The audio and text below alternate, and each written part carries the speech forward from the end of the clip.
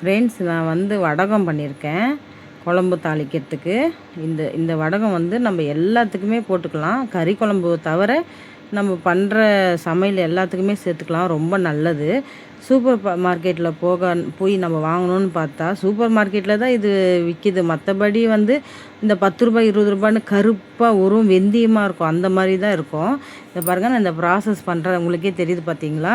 இந்த மாதிரி அது வாங்கின்னு வந்து நம்ம நல்லா தோல் உரித்து அப்புறம் வந்து அது நல்லா வாஷ் பண்ணி தொடச்சிடணும். தொடச்சிட்டு அதுக்கப்புறம் மிக்ஸியில் போட்டு குறன்னு அரைச்சிக்கணும் ஃப்ரெண்ட். மையாக அரைக்கக்கூடாது, ஒன்றும் பாதியாக அரைக்கணும். ஆனால் எனக்கு மிக்ஸியில் அரைக்கும் போது ரொம்ப நைஸாக அரைச்ச மாதிரி தான் உங்களுக்கு இந்த வீடியோவில் தெரியும். ஆனால் நான் குறன்னு தான் அரைச்சேன். எல்லாம் அரைச்சி அந்த டப்பரை அந்த பிரியாணி குண்டாவில் கொட்டிக்கினேன் ஃப்ரெண்ட்ஸ். கொட்டிட்டு அதுக்கப்புறம் வந்து கருவேப்பிலை நறுக்கி போட்டேன். நல்லா அலசிட்டு அதையும் காய வச்சு தான் ஃப்ரெண்ட் போட்டேன். ஈரமாக போட்டால் ஒன்றும் ஆகாது, வெயிலில் காஞ்சிடும். ஆனால் அந்த ஒரு ஈரப்பதம் இல்லாமல் நம்ம அதை சேர்க்கும் போது ரொம்ப நல்லது. அதுக்காக கருவேப்பிலை சேர்த்துக்கிட்டேன். அப்புறம் வந்து பெருங்காயம், கட்டி பெருங்காயம் தான் 50 கிராம். அது அப்படியே கரைஞ்சிடும். இந்த இதில் 2 நாளைக்கு வந்து நம்ம மொட்டை மாடியில் இந்த பாத்திரத்தில் அப்படியே 2 நாளைக்கு வந்து மொட்டை மாடியில் நம்ம வைக்கணும். அப்போ தான் அந்த தண்ணி ஃபுல்லாக ட்ரை ஆகும். எல்லாமே ஃப்ரெண்ட்ஸ் நான் 1/4 கிலோ சேர்த்துருக்கேன். வெந்தயம், சீரகம், அப்புறம் கடுகு, இது எல்லாமே 1/4 கிலோ அளவுக்கு தான் சேர்த்துருக்கேன். நான் எல்லாமே நிறைய வாங்கிட்டு வந்தேன். அந்த கப்பு அளவாக வச்சுக்கிட்டேன், ஒரு கப்பு ஃபுல்லாக. அப்புறம் வந்து மஞ்சத்தூள், உப்பும் ஃப்ரெண்ட் இதில் சேர்க்கணும் கண்டிப்பாக. நான் 1/4 கிலோ அளவு தான் உப்பு சேர்த்துருக்கேன். எல்லாமே சேர்த்துட்டு பூண்டு வந்து ஒன்றும் பாதியாக அடிச்சிக்கிட்டேன் ஃப்ரெண்ட். பூண்டு வந்து 1/2 கிலோ போட்டிருக்கேன்.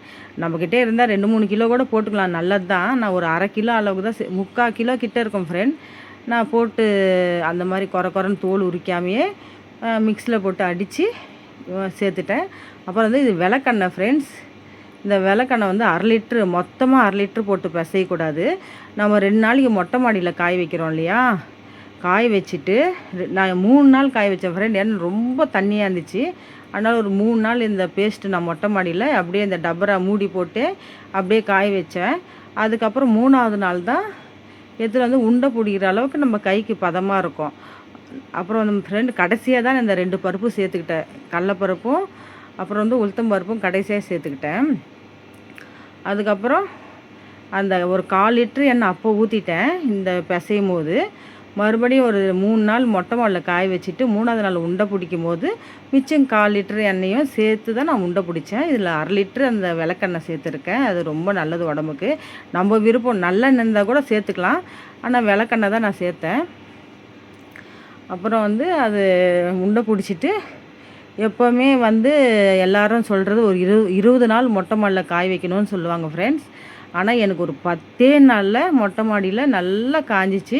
நான் 2-3 நாளில் குழம்புல கூட போட்டு தாளித்து குழம்பு வச்சேன். ஆனால் அந்த குழம்பு நான் வீடியோ எடுத்து போடல, அதை நான் பண்ணுறேன் அடுத்த வீடியோவில். இதோ பாருங்கள் ஃப்ரெண்ட், மொத்தம் ஒரு 105 உண்டை வந்துச்சு. நான் மொட்டை மாடியில் காய வச்சு எடுத்துட்டேன் ஃப்ரெண்ட். சூப்பர் வடகம்.